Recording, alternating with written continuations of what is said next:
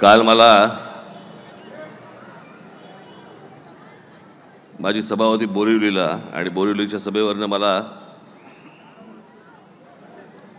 पुढे वर्सोव्याची सभा होती आणि त्याच्यानंतर पुढे मला प्रभादेवीची सभा होती.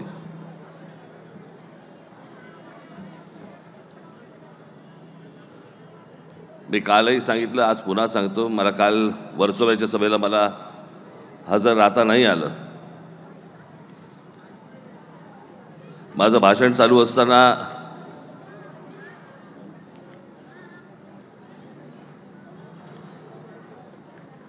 आमचा संदेश देसाई, त्याचा मला फोन आला, मेसेज आला की तुम्ही भाषण चालू ठेवा, आम्ही इथे स्क्रीनवरती दाखवतो आहोत आणि तुम्ही सरळ तुम्ही प्रभादेवीला निघा. मला जवळपास तिथे पोहोचायला 1 तास सव्वा तास गेला.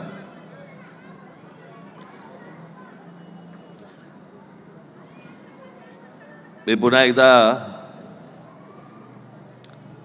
आपले उमेदवार संदेश देसाई यांचे दिलगिरी व्यक्त करतो आणि आभारही मानतो की त्यांनी मुभा दिली म्हणून. आणि ती भीतीच नको म्हणून मी आजच्या सभेला 1 तास अगोदर येऊन इथे थांबलो होतो. झंझटच नको, पुन्हा कुठे ट्रॅफिकमध्ये अडकलो, पुन्हा अजून काय झालं.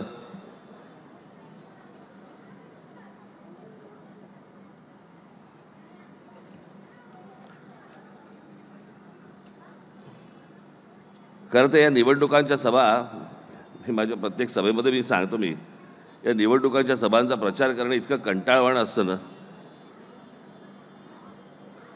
आणि आता तर काय झालंय, आता तर ते टेलिव्हिजनवरती ते लाईव्ह पण दाखवतात, त्याच्यामध्ये तुम्ही बाकीची सभा माझ्या बघितल्या पण असतील आणि तुम्ही आज इथे सभेला आलेला पण असाल. त्याच्यामुळे त्यातल्या किती गोष्टी तुम्ही ऐकल्या आहेत आणि तेच बऱ्याचदा तेच विषय असतात.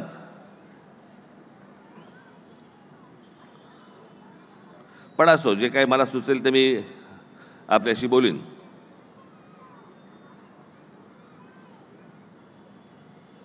गेल्या 5 वर्षातला सगळा गोंधळ तुम्ही पाहिलेला आहे.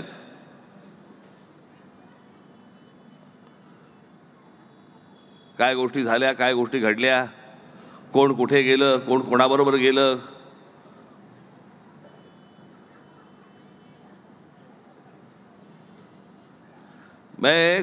कुठपर्यंत गेलं प्रकरण,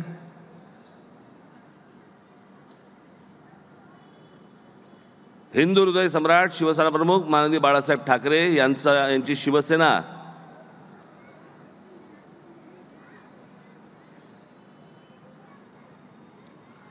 ती आज गेली एकनाथ शिंदेंकडे. निवडणूक चिन्हासकट.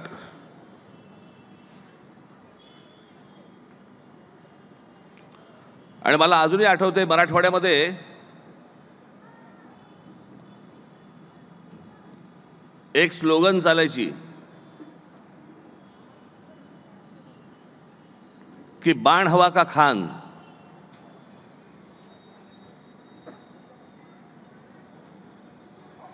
आणि दुर्दैव असं की आज उद्धव ठाकरेंकडनं बाण निघून गेलाय, उरले फक्त खान.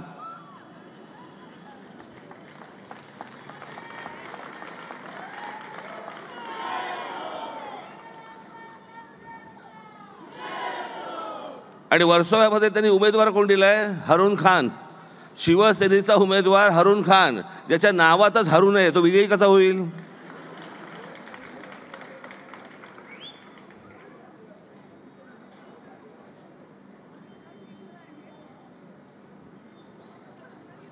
इथपर्यंत तुमची वेळ गेली.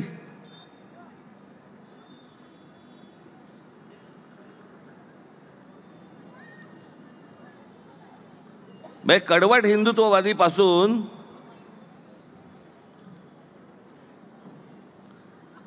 ते मुसलमानांसमोर लाचार होणाऱ्यांपर्यंत इथपर्यंत तुमची मजल गेली. हे तुमच्या इकडच्या उबाठा शिवसेनेचे उमेदवार त्यांचं पत्रक काढतायत उर्दूत. उर्दूत पत्रक काढतायत.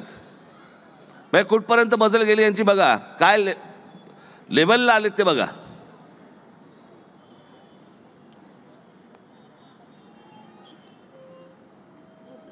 मी आज मध्यंतरी मी आपल्या महाराष्ट्र नवनिर्माण सेनेच्या जाहिराती टाकल्या होत्या वर्तमानपत्रांमध्ये. आपण कदाचित पाहिल्या असतील. पाहिल्यात का?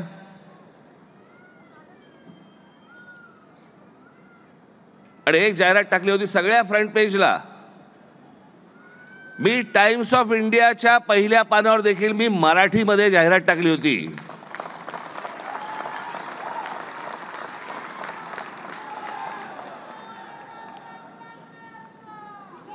इंग्रजी वर्तमानपत्र आहे म्हणून इंग्रजीमध्ये जाहिरात नव्हती टाकली, मराठीतच जाहिरात टाकली होती. जे लोक बघतील, अमराठी लोक देखील, त्यांना मराठी वाचता येतं, त्यांना मराठी समजतं. आपल्यालाच उगाच वाटतं की त्यांना कळत नाही, त्यांना समजत नाही. त्यांना समजतं.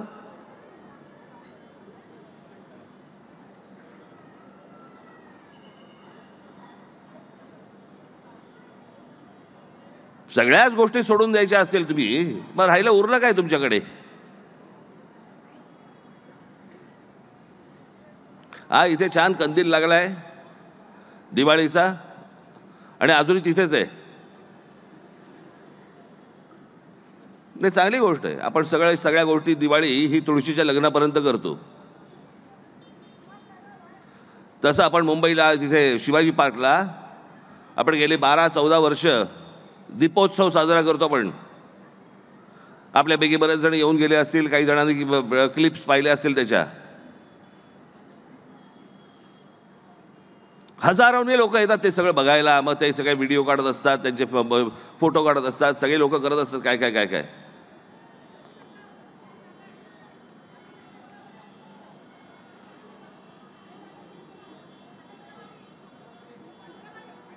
काल रविवार अचानक सगळे लाईट बंद करून टाकले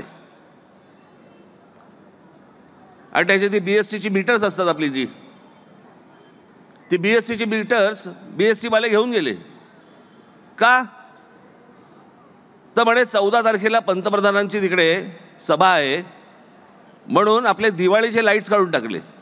आता दिवाळीच्या लाईटमध्ये त्याच्या सुरक्षेशी काय संबंध? दिवाळीचे लाईट आहेत, पंतप्रधान आले असते आणि त्यांनी जर समजा शिवाजी पार्क असं बघितलं असतं, त्यांनाही आनंद झाला असता. नको तिकडे सिक्युरिटी घालतात आतमध्ये. अहो तुम्हाला कल्पना नाही काय असतात हे. आणि खास करून येणारे दिल्लीचे असतात SPG वाले. काहीही ठरवतात, काहीही विचार करतात. मग एकदा मी माननीय बाळासाहेबांचं एक पुस्तक केलं होतं मी, फोटोबायोग्राफीचं, आणि त्याचा कार्यक्रम मी ठेवला होता तुमच्या आपल्या गेटवे ऑफ इंडियाच्या समोर. गेटवे ऑफ इंडिया म्हणजे गेटवे ऑफ इंडिया आहे त्याच्यासमोर स्टेज घातलं होतं.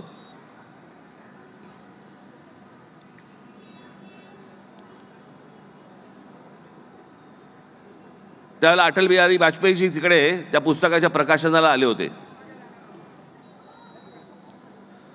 पण त्यावेळेला अटलजी हे पंतप्रधान नव्हते, त्यावेळेला ते माजी पंतप्रधान होते.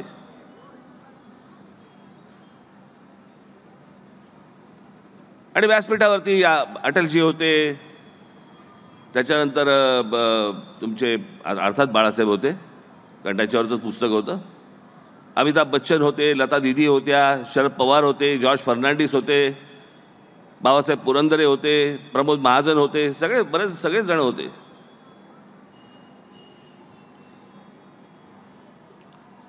त्या कार्यक्रमाचं आयोजन आम्ही करत होतो.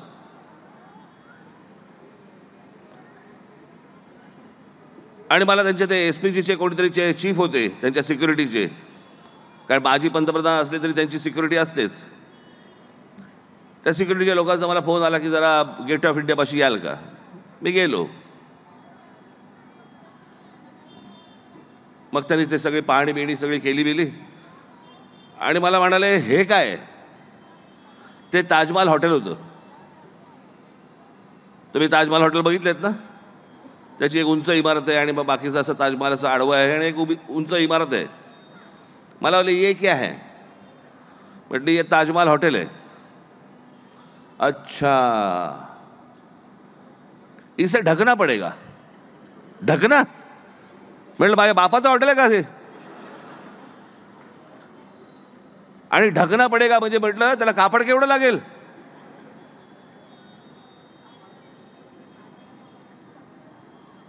मग मी प्रमोद महाजनांना फोन केला, म्हटलं प्रमोदजी कुठे आहात? मला बोलले मी ऑफिसमध्ये बसलो आहे तिकडे त्या LICच्या इथे. म्हटलं आत्ता ताबडतोब इकडे या. म्हटलं काय झालं? म्हटलं इकडे या. मग आले. म्हटलं हे SPGचे लोक म्हणतात मला हे हॉटेल झाका म्हणून कापडाने. मग प्रमोदजींनी त्यांना काय त्यांच्या भाषेमध्ये सांगायचं सगळं सांगितलं वगैरे वगैरे. काहीही करतात. मग आता दिवाळीचे लाईट, दिवाळीचे काय जी काय रोषणाई केलेली होती ही बंद करण्यात काय हशील आहे? त्याचा सिक्युरिटीशी काय संबंध आहे तो? पण काहीही विचार करतात. आणि सगळ्यात महत्वाची म्हणजे आपला हिंदू सण आहे तो. सण सणासारखा साजरा नाही करायचा तर मग कसा साजरा करायचा? दरवर्षी तिकडे सगळं लाईटिंग असतं आणि तुळशीच्या लग्नापर्यंत असतं. तुळशीच्या लग्नाला आपण ते बंद करतो. दरवर्षीचा रिवाज आहे तो. म्हणजे या महाराष्ट्रामध्ये इथे दहीहंडीवरती बंदी आणायला सुरुवात केली, गणपतीच्या मंडपावरती बंदी आणायचा प्रयत्न केला, त्यावेळेला महाराष्ट्र नवनिर्माण सेना उठली आणि हे सगळ्या गोष्टी थांबवल्या होत्या. ह्या हिंदूंच्या सणावरती आलेल्या सगळी बंदी.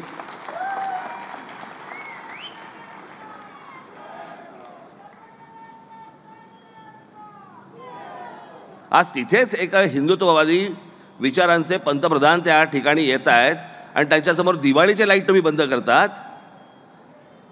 म्हणजे कमालच झाली. राहुल गांधी येणार असता मी समजू शकतो, त्याची सभा असती जरा की दिवे बंद करणं. ज्यांच्या डोक्यातच प्रकाश पेटत नाही त्यांच्यासाठी दिवे तरी कशाला दाखवा.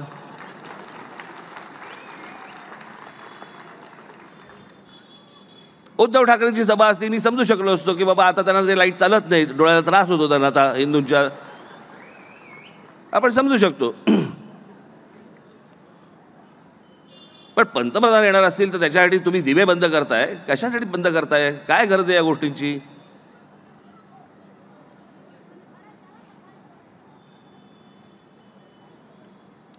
इतका सगळ्या बाबतीत इतका भेसळ झालेली, इतका गोंधळ झालेला आहे ना की कोणाचा पायपोच कोणात नाहीये.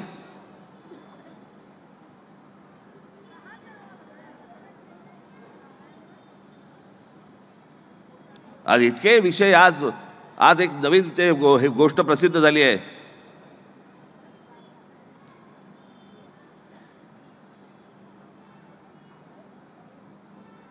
की मोठ्या प्रमाणावरती बांगलादेशी मुसलमान आणि रोहिंगे म्हणजे कुठचे? म्यानमारमधले.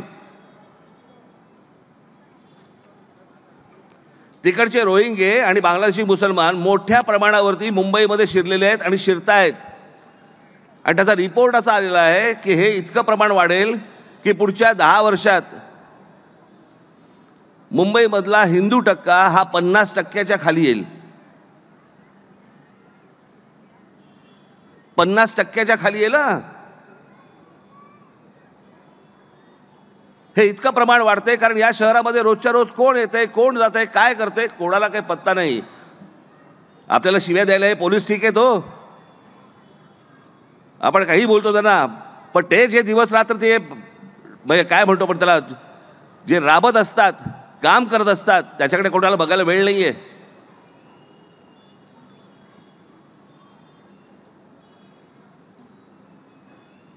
मी नेहमी सांगतो ना, माझा 100% मुंबई पोलीस आणि महाराष्ट्र पोलिसांवरती माझा 100% विश्वास आहे.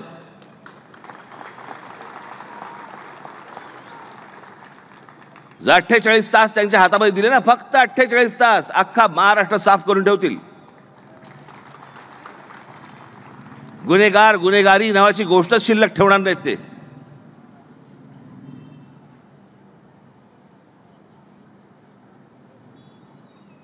पण आपल्याकडे आहे कोणाकडे? राजकारणाला वेळ कुठे आहे? या असल्या गंभीर विषयांकडे बघायला पण वेळ नाही आम्हाला. आम्ही गुंतलोय कशामध्ये? आमच्या खुर्च्यांमध्ये. आम्ही निवडणुका लढवायच्या, तुम्ही मतदान करायचं मतदान युतीला करायचं किंवा मतदान आघाडीला करायचं आणि मग त्याच्यानंतर तुम्ही मतदान करून मोकळे झालात, ह्यांचे हे खेळ खेळायला मोकळे. मी माझ्या प्रत्येक सभेमध्ये मी गेल्या 5 वर्षाचा जो आढावा सतत घेतोय तो एवढ्यासाठीच घेतोय की 20 तारखेला मतदान होईपर्यंत ह्या तुमच्या जो मतांचा अपमान केलेला आहे ना महाराष्ट्रामध्ये, विसरू नका.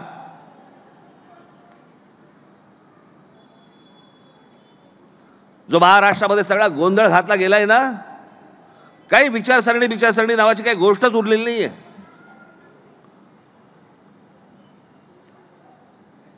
तुमचं अस्तित्व धोक्यात आलेलं आहे, पण तुमचं अस्तित्व धोक्यात आलं असताना देखील यांना त्या गोष्टीकडे गांभीर्याने बघायची वेळ नाहीये ना.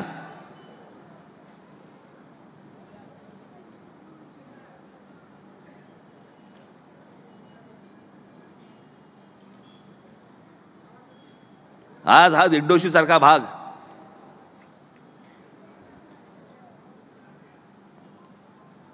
मी काल कुठे गेलो होतो, कसब्यामध्ये गेलो होतो.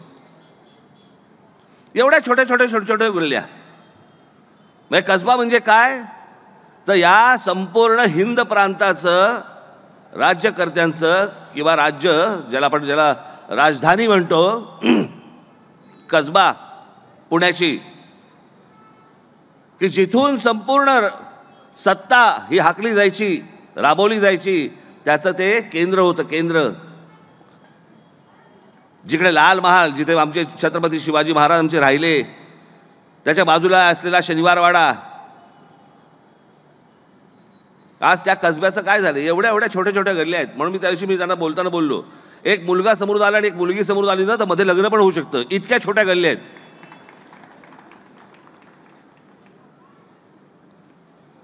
सगळ्या शहरांची वाट लागत चाललेली आहे. शहरांचे आकार बिघडलेले आहेत. कोण येतंय, कोण राहतंय, कोण जातंय, कोण काय करतंय, कोणाचा कोणाला काही थांगपत्ता उरलेला नाहीये.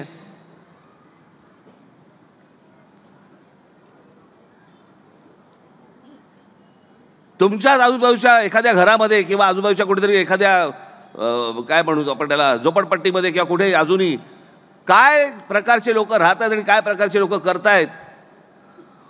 उद्या जर या सगळ्या गोष्टींचा उद्रेक झाला, काय कराल काय तुम्ही?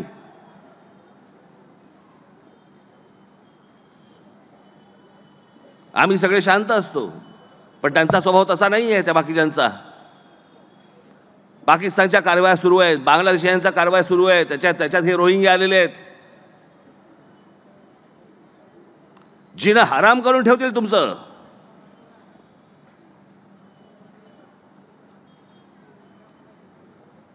आणि त्याच्यासाठी सरकारने तयार नको असायला? या सगळ्या गोष्टींकडे सरकारने पाहायला नको? आमच्याकडचे येणारे सगळे राजकारणी कशात बघतायत? स्वतःमध्ये बघतायत. मला काय मिळेल? राजकारण राहिला सध्या बाजूलाच, त्या सगळ्या गोष्टींचा व्यवसाय करून टाकलाय. व्यवसाय.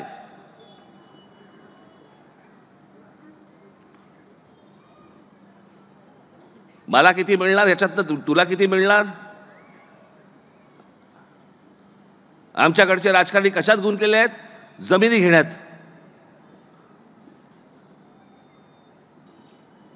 काही राजकारण्यांच्या 5-5, 10-10 हजार एकर जमिनी आहेत. 5-5, 10-10 हजार एकर जमिनी. मला कळत नाही का नागडा फिरतो की काय त्याच्यावरती अख्खा? का सकाळी उठल्यावरती धावायला सुरुवात करतो नागडा? काय करणार एवढ्या जमिनीचं? किती हवरटपणा करावा?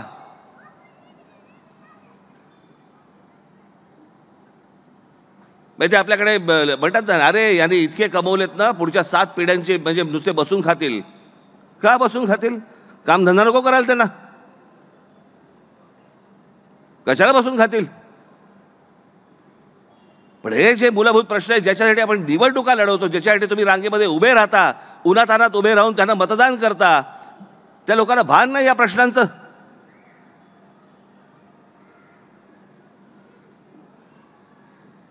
आजही सगळ्या ठिकाणी फिरताना, मुंबईमधले असतील, शहरांमधले प्रश्न असतील, आम्ही त्याच प्रश्नांवरती बोलतो. आम्ही ग्रामीण महाराष्ट्रामध्ये गेलो की आम्ही त्याच प्रश्नांवरती बोलतोय. गेले अनेक वर्ष तेच प्रश्न सुरू आहेत. आम्ही तुम्हाला पाणी देऊ, आम्ही तुम्हाला वीज देऊ, आम्ही तुम्हाला रस्ते देऊ, आम्ही तुम्हाला शाळा देऊ, आम्ही तुम्हाला हॉस्पिटल देऊ. याच्या पलीकडे आम्ही गेलोच नाही. आणि तुमच्या ज्या मूलभूत गरजा आहेत त्या मूलभूत गरजांच्या पलीकडे जर समजा तुम्ही कधी गेलातच नाहीत, म्हणून भारतात शोध लागत नाहीत. जे जगामध्ये जे शोध लागतात, वेगवेगळ्या गोष्टींमध्ये जे शोध लागतात, याच्या कारण त्यांच्या मूलभूत गरजा पूर्ण झालेल्या असतात, म्हणून ते टप्पा पुढे गाठतात, पुढे गेलेले असतात. ते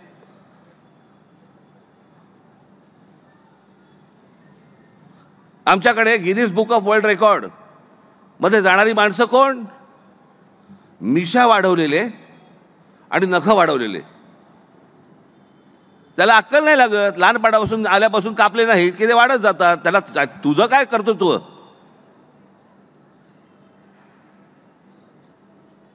आणि म्हणून आपल्याकडे कोणत्या प्रकारचे शोध लागत नाहीत. मूलभूत गरजा संपल्यानंतर तरुणांना स्वप्न पडेल ना, तरुणींना आमच्याकडच्या स्वप्न पडेल ना काहीतरी वेगळं करण्याचं. सकाळी उठल्यानंतर रस्ता, मी बस कशी पकडायची, मी फुटपाथवरनं चालायचं कसं, मी गाडी ट्रॅफिकमधनं जायचं कसं. आमच्याकडचे रस्ते पॅक, फुटपाथ पॅक, आमच्याकडे ॲडमिशन्स मिळत नाहीत, आमच्याकडे हॉस्पिटलमध्ये जागा मिळत नाहीत.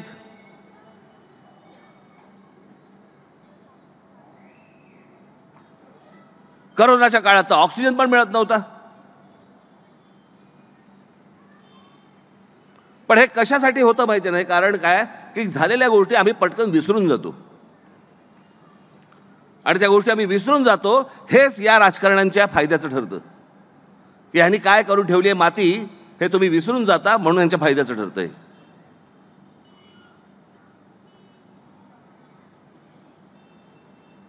गेल्या 5 वर्षामध्ये या महाराष्ट्रातल्या जनतेची, मतदारांची मतांचा जो अपमान झालेला आहे ना,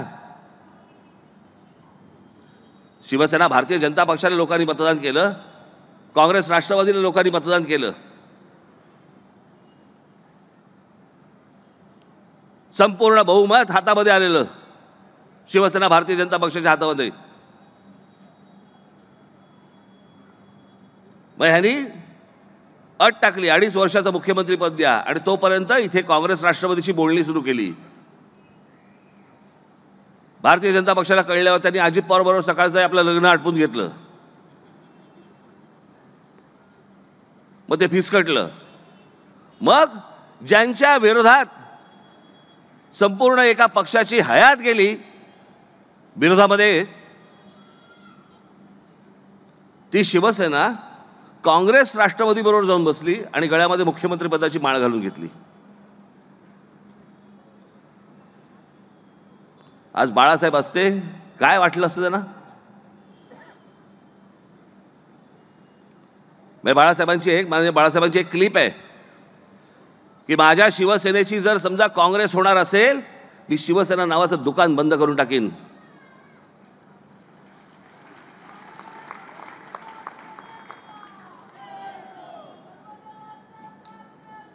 आणि याच उद्धव ठाकरेंनी शिवसेना नावाचं दुकान राष्ट्रवादी काँग्रेस आणि काँग्रेसच्या दुकानाच्या बाजूला लावलं, आणि विकतात साड्या, विकतात शर्ट.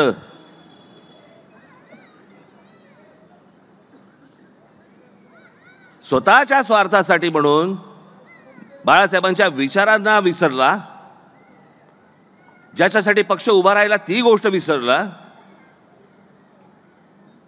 आणि फक्त स्वतःच्या स्वार्थासाठी म्हणून मुख्यमंत्रीपद हातामध्ये यावं या गोष्टींसाठी म्हणून काँग्रेस राष्ट्रवादी बरोबर गेले. ज्या काँग्रेसचे राहुल गांधी, मी कधीतरी पुढच्या माझ्या भाषणांमध्ये त्या क्लिप दाखवणार आहे.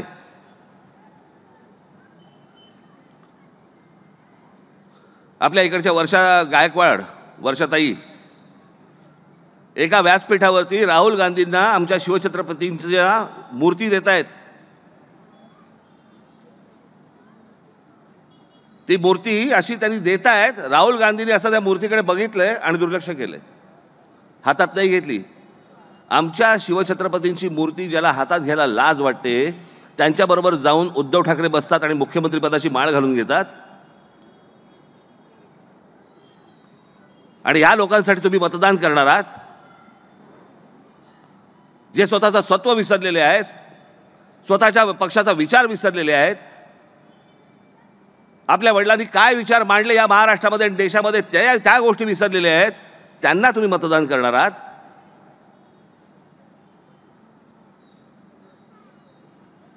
मी आज जो तुमच्यासमोर आलोय ना, ते एवढीच फक्त तुम्हाला आठवण करून देण्यासाठी आलोय. माझी महाराष्ट्राबद्दलची स्वप्न आहेत, माझी मुंबईबद्दलची स्वप्न आहेत.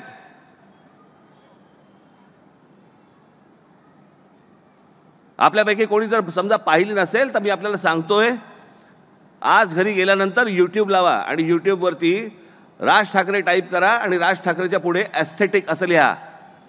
2014ला माझ्या या सगळ्या डेव्हलपमेंटचा दृष्टिकोन काय आहे ना, याच्यावरची एक 16 मिनिटाची मी एक डॉक्युमेंटरी केली आहे. 2014ला राज ठाकरे एस्थेटिक असं फक्त तुम्ही यूट्यूबवरती टाका, त्याच्यावरती ती डॉक्युमेंटरी येते, ती बघा. महाराष्ट्र नवनिर्माण सेना हा एकमेव राजकीय पक्ष आहे 1947 सालानंतरचा आजपर्यंतचा, ज्याने पहिल्यांदा आपल्या राज्याची ब्ल्यूप्रिंट लोकांसमोर मांडली की हे राज्य कसं व्हावं, कसं घडावं. कुठच्या तरी राजकीय पक्षाने आजपर्यंत घेतले का हे कोणी प्रयत्न केले का? जे प्रयत्न करत नाहीत कोणत्या गोष्टींचे, तुमचं रोजच्या रोज जिणं हराम करतात, तुम्हाला चांगल्या गोष्टी देऊ शकत नाहीत, शहरं बर्बाद करतायत, ग्रामीण भाग बर्बाद करतायत. आमचे ग्रामीण महाराष्ट्रामधले समजा तरुण तरुणी मुंबई पुण्यामध्ये येत आहेत, मुंबई पुण्यामधले आमचे तरुण तरुणी देश सोडून बाहेर जात आहेत. आणि हे सगळे करणारे लोक हे काहीही करत नाहीत आणि त्यांच्यासाठी तुम्ही मतदान करता. मला कळतच नाही मला ही गोष्ट. आणि एक माणूस तुम्हाला सांगतोय काही माझ्या मनातले काही स्वप्न आहे या महाराष्ट्राबद्दलचं, या राज्याबद्दलचं, या शहरांबद्दलचं. नाशिक शहर एकदा हातामध्ये आलं, त्या नाशिकमध्ये काय काय गोष्टी केल्या एकदा जाऊन बघा, एकदा विचारून बघा. आणि फक्त 5 वर्षात केल्या आहेत. तिकडचा पाण्याचा प्रश्न पहिल्या 5 वर्षामध्ये, म्हणजे एका धरणातनं फक्त पाणी यायचं, लोकसंख्या वाढते, त्याचा विचार करता मी तिथून एका दुसऱ्या धरणामधनं पाईपलाईन टाकून ती नाशिकमध्ये आणली की नाशिकची लोकसंख्या वाढते. पुढच्या 50 वर्षांचा नाशिकचा पाण्याचा प्रश्न आम्ही पहिल्या 5 वर्षात मिटवून टाकला. हे 5 वर्षात केलेली गोष्ट आहे. यांच्या हातामध्ये 20-20, 25-25, 30-30 वर्ष, 40-40 वर्ष यांच्या हातामध्ये सत्ता आहेत. प्रश्न संपायच्या ऐवजी प्रश्न वाढतायत. पण आम्हाला काही नाही. आम्ही निवडणुकीच्या तोंडावरती हे येतात, काहीतरी देतात, आम्हाला भेटी देतात, भांडीकुंडी वाटतात, पैसे फेकतात, आम्ही त्याच्यावरती लाचार होतो, आम्ही त्याच्यावरती भाळून जातो आणि यांना सतत मतदान करत राहतो. आणि मग 5 वर्ष आम्ही परत बोंबलत बसतो, यांच्या नावाने शिव्या घालत बसतो. परत 5 वर्षांना आयुष्यातली 5-5 वर्ष जात आहेत तुमच्या. लक्षात येते का तुम्हाला? मी काल पण माझ्या भाषणामध्ये सांगितलं, माझा पुनर्जन्मावरती विश्वास नाही आहे. जो आहे तो हाच जन्म. आणि या जन्मामधली जर 5-5 वर्ष तुमच्या आयुष्यातली अशीच जर समजा जायला लागली आणि समाधानाने तुम्हाला जगता येत नसेल, कशासाठी रांगेत उभे राहताय आणि मतदान करताय? मी समजू शकतो की तुम्हाला पर्यायच नसेल, मी समजू शकतो, पण मी पर्याय देतोय ना तुम्हाला. हा राज ठाकरे तुमच्या समोर एक पर्याय म्हणून तुमच्या समोर उभा आहे.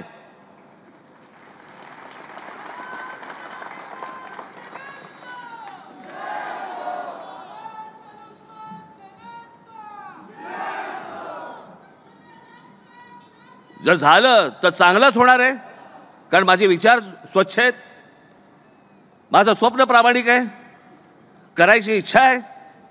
जर झालं तर चांगलंच होणार आहे. आणि समजा वाटोळं होणार आहे, याहून काय होऊ शकतं? याहून वेगळं काय होऊ शकतं? आणि म्हणून मी आज आपल्याकडे फक्त येणाऱ्या 20 तारखेसाठी म्हणून आपल्याकडे मत मागायला आलोय. येणाऱ्या 20 तारखेला आपण कुठेही न चुकता कुठच्याही गोष्टींकडे, मला कळत नाही, मला माननीय बाळासाहेबांचा फोटो दाखवून मतं मागतायत. बाळासाहेब कुठे आहेत? नुसत्या फोटोवर मतदान करता तुम्ही. बाळासाहेबांचे विचार कुठे आहेत? ती बाळासाहेबांची शिवसेना कुठे आहे का? जी काँग्रेस राष्ट्रवादीबरोबर जाऊन बसलेली आहे. आणि काँग्रेस राष्ट्रवादीबरोबर जाऊन बसलेल्या, अहो काँग्रेस राष्ट्रवादीचा एक नेता माननीय बाळासाहेबांचं नाव घेत नाही, व्यासपीठावरती नाव घेत नाही त्यांचा. आणि उद्धव ठाकरे जाऊन तिकडे पंजाचा प्रचार करतात. काँग्रेसचा तर काय स्कार्फ घालतात गळ्यामध्ये. म्हणजे कुठपर्यंत येऊन ठेवलं हे सगळं. आणि फक्त तुम्ही माननीय बाळासाहेबांच्या नावाचा फोटोवरती तुम्ही फक्त मतदान करत राहणार आहात.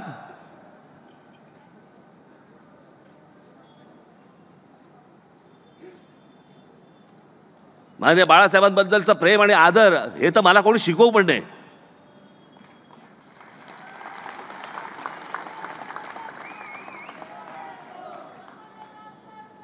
पण सत्य काय आहे?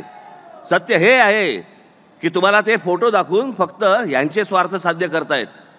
यातनं जागे व्हा, यातनं बाहेर पडा. आणि येणाऱ्या 20 तारखेला आपण कुठेही न चुकता, आपणच नुसते नाही दिंडोशीकर, माझ्या महाराष्ट्रामधले जिथे जिथे माझे सगळे उमेदवार उभे आहेत, आत्ता इथे आमच्याकडे उभे आहेत. इथे आमचा भास्कर, कुठे भास्कर? ये.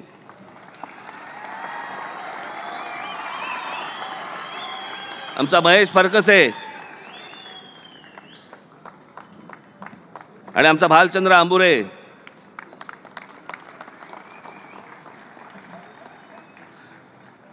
तरणे बाण, पोटात आग असलेली माणसं आहेत, पोटात आग असलेली, तुमच्यासाठी काहीतरी करण्याची इच्छा असलेली.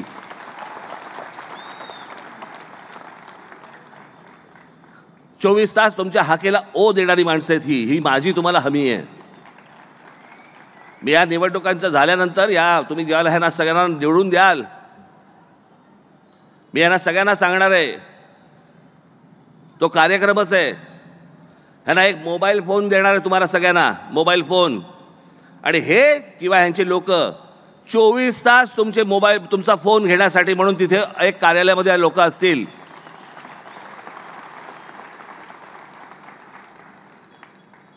आज ही सर्व मंडळी उभी आहेत. महाराष्ट्रामध्ये माझे सर्व उमेदवार उभे आहेत. माझी महाराष्ट्रामधल्या सर्व मायबाप जनतेला माझी विनंती आहे की येणाऱ्या 20 तारखेला तुम्ही बदल घडवा आणि ह्या सगळ्या नादान लोकांना तुम्हीच अद्दल घडवा.